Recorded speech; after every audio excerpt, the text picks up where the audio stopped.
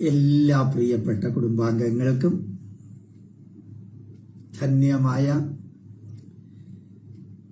ധന്യമായ സുപ്രഭാത വന്ദനം, ശുഭദിന വന്ദനം. 6ന്റെ അപ്പുറത്തും ഇപ്പുറത്തും 22 വരുന്ന ദിവസമാണ്. നമ്മുടെ ഇന്റർനാഷണൽ യോഗ നമ്മുടെ സ്കൂളിലെ കുറേ വിദ്യാർത്ഥികൾ അസാധാരണമായ പാഠവം യോഗയിൽ കാണിച്ചു. ഷാജി വരവൂര് അദ്ദേഹത്തിന്റെ നേതൃത്വത്തിലാണ് നമ്മുടെ ഇൻസ്റ്റിറ്റ്യൂട്ടില് ഇന്റർനാഷണൽ യോഗ സെന്റർ ഉള്ളത്. വിദേശികളും ധാരാളം വന്ന് പഠിക്കാറുണ്ട്. ഷാജി വരവൂര് തന്നെയാണ് നമ്മുടെ ഇൻസ്റ്റിറ്റ്യൂട്ടിന്റെ പബ്ലിക് റിലേഷൻസ് ഓഫീസറായിട്ട് സ്കൂളിന്റെ പ്രത്യേകിച്ചും വർക്ക് ചെയ്യുന്നത്. നല്ല ഗംഭീരമായിട്ട് ഉള്ള പ്രകടനമായിരുന്നു ഇന്നലെ യോഗയുടെ നമ്മുടെ സ്കൂളില്. അതേപോലെ തന്നെ രാമകൃഷ്ണ ആശ്രമത്തിലെ സന്യാസി അദ്ദേഹമാണ് ആതിഥ്യം വഹിച്ചത്. വളരെ നന്നായിട്ട് കാര്യങ്ങൾ അറിയിച്ചു. ഏതായാലും യോഗ ഇന്റർനാഷണൽ ദിനം നമ്മൾ ആചരിക്കണമെന്ന് പറഞ്ഞത് മാറ്റത്തിന്റെ തുടക്കമാണ്. നമ്മളെല്ലാം ഒന്ന് പുറകോട്ട് പോകുന്ന ദിവസമാണ് യഥാർത്ഥത്തില്. അതിന്റെ അർത്ഥം വളരെ പോസിറ്റീവായിട്ടുള്ള അർത്ഥമാണ്, നെഗറ്റീവ് അല്ല. അതായത് ജൂൺ മാസം 21 കഴിഞ്ഞാൽ പിന്നെ സൂര്യൻ ദക്ഷിണയാനം ആരംഭിക്കുന്നു. തിരിച്ചുള്ള വരവ് നമ്മളുടെ ജീവിതത്തിലും കുറേ കാര്യങ്ങളിൽ തിരിച്ചുള്ള വരവ് വേണം. മലയാളികളെ അവഹേളിക്കാൻ, പ്രത്യേകിച്ച് ഹിന്ദുക്കളെ അവഹേളിക്കാൻ പിന്തിരിപ്പൻ എന്ന് പറയാറില്ലേ? ആ പിന്തിരിഞ്ഞ് നോക്കേണ്ട ഒരു ദിവസം. കാരണം സൂര്യൻ തിരിച്ച് ഭൂമധ്യരേഖയ്ക്കും പിന്നെ താഴെ അന്റാർട്ടിക്ക ഡയറക്ഷനിലേക്കും എല്ലാം പോകുന്ന ഇതിന്റെ ആരംഭമാണ്. നമ്മുടെ പൈതൃകത്തിലേക്ക്, വേദത്തിലേക്ക്, ഇതിഹാസങ്ങളിലേക്ക്, പുരാണങ്ങളിലേക്ക് എല്ലാം നമ്മൾ പോകേണ്ട ദിവസമാണ്. അവിടെ മുതൽക്ക് അതൊരു പുതിയ വ്യാഖ്യാനം, പുതിയ കണ്ടുപിടുത്തമൊന്നുമല്ല, പുതിയ വ്യാഖ്യാനം. ധന്യമായിരിക്കുന്നത് അമൃത ബിന്ദു ഉപനിഷത്ത്. വളരെ നല്ല ഒരു ചെറിയ ഉപനിഷത്താണ്. 22 വരികൾ മാത്രമേ ഉള്ളൂ. ഞാനും നിങ്ങളും ജീവിതത്തിൽ പകർത്താനുള്ള ചെറിയ വിവരങ്ങളാണ് അതിലെ ഒരു പാർട്ടിൽ തന്നിരിക്കുന്നത്. നമ്മളുടെ മനസ്സിൽ 2 അറകളുണ്ട്. ഉപനിഷത്ത് പറയുന്നു, നന്മ നിറഞ്ഞിരിക്കുന്ന ഒരു അറയും തിന്മ നിറഞ്ഞിരിക്കുന്ന അറയും. അതില് നന്മ നിറഞ്ഞിരിക്കുന്ന അറയില് നന്മകൾ നിറച്ചുകൊണ്ടേയിരിക്കുക. തിന്മ നിറഞ്ഞിരിക്കുന്ന അറയില് തിന്മകൾ കുറച്ചുകൊണ്ടേ വരിക. മറ്റേത് നിറച്ചുകൊണ്ടേ പോവുക, ഇത് കുറച്ചുകൊണ്ടേ വരിക. അങ്ങനെ യഥാർത്ഥത്തില് നമ്മളുടെ ജീവിതത്തില് നമുക്ക് മനസ്സിലാക്കാൻ സാധിക്കും. മനസ്സിനെ ശുദ്ധീകരിക്കുക, ആത്മീയതയിലൂടെ ശുദ്ധീകരിക്കുക. അത് കേട്ടും കണ്ടും ചർച്ച ചെയ്തും ചിന്തിച്ചും ജീവിതത്തിൽ പകർത്തിയും ആ നന്മ നിറഞ്ഞ മനസ്സിന്റെ അറകളെ ഉയർത്തുക, നിറയ്ക്കുക. തിന്മയിൽ നിന്ന് നന്മയിലേക്ക്, ഇരുട്ടിൽ നിന്ന് വെളിച്ചത്തിലേക്ക്, ശാന്തിയിൽ നിന്ന് ശാന്തിയിലേക്കുള്ള പ്രയാണത്തിന്റെ ഭാഗമായിട്ട് നിറയ്ക്കുക. തിന്മയുണ്ടെങ്കിൽ അറിഞ്ഞുകൊണ്ട് കുറയ്ക്കാൻ ശ്രമിക്കുക. നല്ല രസമാണ്. മനസ്സിനെ കുറിച്ച് വിവരിക്കുന്ന 22 വരികൾ മാത്രമാണ് അമൃതബിന്ദു ഉപനിഷത്തിലുള്ളത്. അമൃതബിന്ദു ഉപനിഷത്ത് മനസ്സിന്റെ കാമാസക്തി നിറഞ്ഞിരിക്കുന്ന, അത്യാഗ്രഹം, വാശി, പക തുടങ്ങിയത് നിറഞ്ഞിരിക്കുന്ന അശുദ്ധ ഭാഗം ഉണ്ട്. മനസ്സില് നെഗറ്റീവുകൾ നിറഞ്ഞിരിക്കുന്ന അശുദ്ധ ഭാഗമുണ്ട്. അതേപോലെ തന്നെ കാമവർജിതമായ ശുദ്ധഭാഗം, നെഗറ്റീവുകൾ ഇല്ലാതെ പോസിറ്റീവുകൾ നിറഞ്ഞിരിക്കുന്ന ഒരു ശുദ്ധഭാഗമുണ്ട് മനസ്സിന്.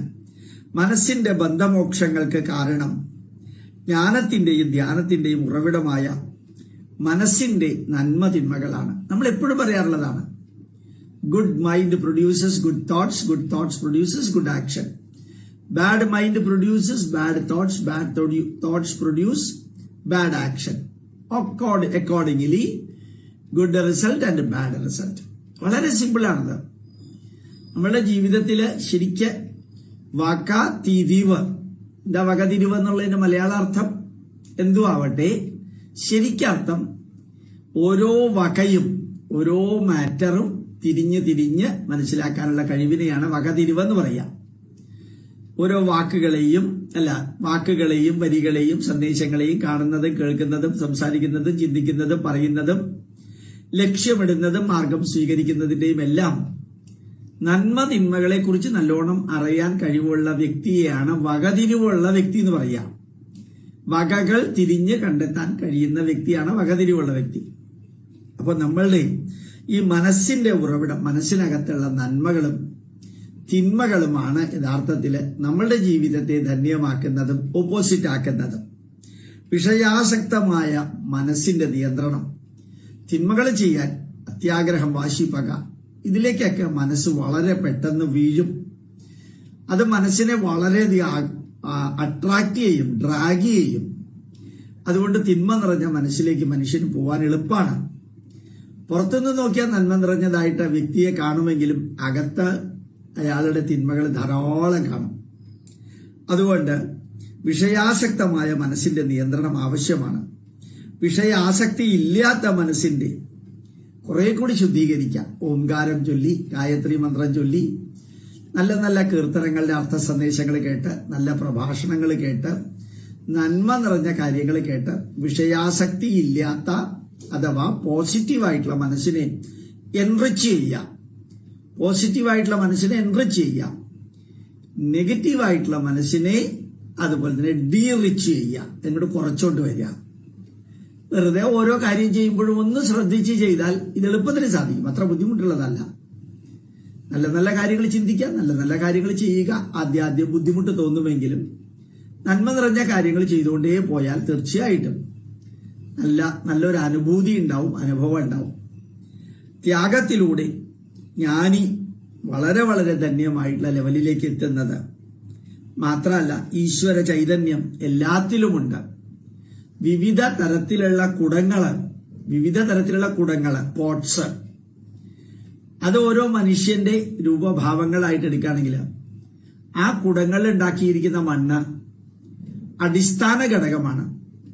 അതുപോലെ എല്ലാ മനുഷ്യന്റെയും അടിസ്ഥാന ഘടകമായിട്ട് ഉണ്ടാവേണ്ടതാണ് ഈശ്വര ചൈതന്യം.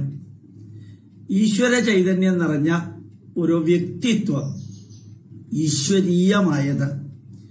ഈശ്വരീയമായതെന്ന് പറഞ്ഞാൽ ഐശ്വര്യത്തിന് നിദാനമായ ഒരു ജീവിത ശൈലി.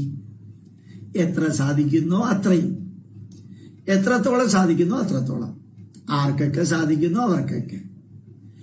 അതാണ് ഭംഗിയായിട്ട് കൃഷ്ണൻ ഉദ്ധവരോടും പറഞ്ഞു കൊടുത്തിരിക്കുന്നത്. അതുകൊണ്ട് നമ്മളുടെ മുമ്പില് ഓരോ ദിവസവും വലിയൊരു ലക്ഷ്യം മുമ്പിൽ വെക്കുക. നമ്മളുടെ രാഷ്ട്രം, നമ്മുടെ സംസ്കാരം, അതിനാണ് നമ്മളുടെ ശരീരം, നമ്മളുടെ മനസ്സ്, നമ്മളുടെ ചിന്ത, നമ്മളുടെ ബുദ്ധി, നമ്മുടെ ടൈം, സമയം, നമ്മുടെ സമ്പത്ത്, നമ്മുടെ ക്വാളിഫിക്കേഷൻ എല്ലാം നമ്മളെ നിരന്തരം നിൽക്കുന്നതോടൊപ്പം നമ്മുടെ സംസ്കാരത്തിനും നമ്മുടെ രാഷ്ട്രത്തിനും വേണ്ടി പ്രവർത്തിക്കാനുള്ള നന്മ നിറഞ്ഞ മനസ്സിനെ നന്മകൾ കൊണ്ട് നിറച്ചുകൊണ്ടേയിരിക്കാം. Last century this day we were not here, next century this day also we will not be here. കഴിഞ്ഞ നൂറ്റാണ്ടിൽ ഈ ദിവസം നമ്മൾ ഈ ഭൂമിയിൽ ഉണ്ടായിരുന്നില്ല. അടുത്ത നൂറ്റാണ്ടിൽ ഈ ദിവസവും നമ്മൾ ഈ ഭൂമിയിൽ ഉണ്ടാവില്ല. എത്ര കാലം ജീവിച്ചു എന്നുള്ളതിനേക്കാൾ ജീവിച്ചിടത്തോളം കാലം സ്ഥിരവും ശാശ്വതവുമായ നന്മയുണ്ടാകണം. അതിന് നമുക്ക് വേദങ്ങളിൽ നിന്നും പുരാണങ്ങളിൽ നിന്നും ഇതിഹാസങ്ങളിൽ നിന്നുമെല്ലാം അറിവ് സ്വീകരിച്ചുകൊണ്ടേയിരിക്കാൻ അമൃതബിന്ദു ഉപനിഷത്ത് പറയുന്നു. എല്ലാ മനുഷ്യരിലും അറിവുണ്ട്. അതിനെ ഒന്ന് എനർജൈസ് ചെയ്താൽ മതി. എങ്ങനെയാണോ പാലില് വെണ്ണയുള്ളത്, അതേപോലെ സർവചരാചരങ്ങളിലും അറിവുണ്ട്.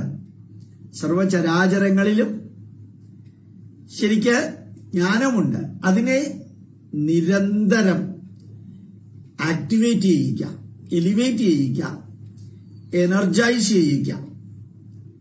ഏതൊരു സ്കൂട്ടറും കാറും കുറെ കാലം സ്റ്റാർട്ട് ചെയ്യാതിരുന്നാൽ അതിന്റെ ബാറ്ററി വീക്കാവും. പിന്നെ ബാറ്ററിക്ക് ചാർജ് കൊടുക്കണം. അതേപോലെ നമ്മളിലുള്ള നന്മകള് ഡീചാർജ് ചെയ്യാതെ ചാർജ് ചെയ്തുകൊണ്ടേയിരിക്കാം. നന്മകള് നിരന്തരം ഉയർത്തി വളർത്തി ഉണർത്തിക്കൊണ്ടേയിരിക്കുക.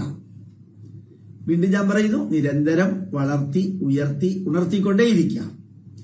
ഓരോ ദിവസവും നമ്മൾ നന്മയിലേക്ക് പോയാൽ എത്ര ദിവസം സാധിച്ചോ അത്രയും ദിവസം, എപ്പോഴൊക്കെ സാധിച്ചോ അപ്പോഴൊക്കെ ചിരിച്ച് സന്തോഷത്തില് വലിയ ഹിഡൻ അജണ്ടയൊന്നുമില്ലാതെ കാഷ്വലി സന്തോഷത്തോടുകൂടി അങ്ങനെ ഒരു ജീവിതം സാധിക്കുമ്പോൾ പുറകോട്ട് തിരിഞ്ഞു നോക്കുമ്പോൾ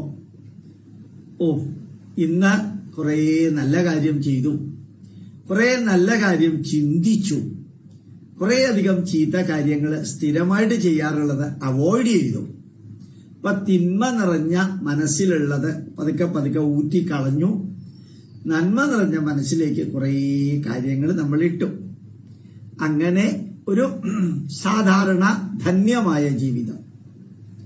ലക്ഷ്യം നമുക്കും കൂടെയുള്ളവർക്കും രാഷ്ട്രത്തിനും സംസ്കാരത്തിനും നന്മയുടെ സംഭാവന ചെയ്യുക.